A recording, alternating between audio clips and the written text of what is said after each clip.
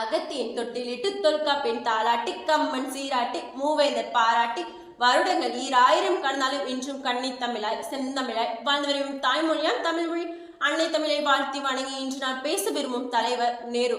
நேருவை பற்றி சுருக்கமாக கூற வேண்டுமானால், மலர்களை நேசிக்கும் மனதை கொண்டவர், மலரை நேசிக்க நேர்மமா இன்று குழந்தைகள் மனதை கவர்ந்தவர், முதல் பிரதமராய் அரசவையை அலங்கரித்தவர், தன் நாட்டுக்காக உழைக்க அர்ப்பணித்தவர், ஆங்கிலேய நாகரிகத்தில் வாழ்ந்தாலும் இந்திய மக்களுக்காக உழைத்தவர்.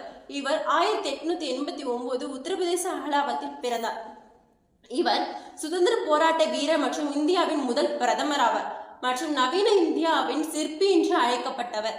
1947 முதல் 1964 வரை முதல் பிரதமராக பணியாற்றினார். இவர் வெள்ளையனே வெளியேறு என்ற இயக்கத்தை நிறுவியுள்ளார் மற்றும் தம் நாட்டிற்காக பலமுறை சிறைக்கு அனுப்பப்பட்டார். அந்த இரும்பு கூட்டின் நடுவில் சிக்கிக் கொண்டிருந்த பொழுதும் அவர் மனம் இரும்பாக மாறவில்லை, மாறாக அன்பால் பண்பால் அறிவால் மாறியது. அவரது மகனான இந்திரா காந்தி அவர்களுக்கு 1922 முதல் 1964 வரை தொடர்ந்து 42 ஆண்டுகள் கடிதங்கள் எழுதி கொண்டார். நேரு வெளிநாடு சென்ற பொழுதும் இந்தியாவில் இருந்த பொழுதும் கூட கடிதங்கள் எழுதுவதை நிறுத்தவில்லை. அவர் கையில் சங்கிலி இருந்தாலும் கூட அவர் கையில் பேனா இருந்தது. எதற்காக? நம் சுதந்திரத்திற்காக.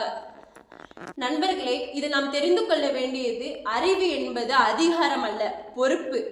இதில் நாம் கற்றுக்கொள்ள வேண்டியவை அறிவு என்பது ஆற்றல் அல்ல, நம் பொறுப்பு. அதே போலதான் சுதந்திரம் என்பது கொடுக்கப்பட்டது அல்ல, பாதுகாக்க வேண்டியது. நன்றி.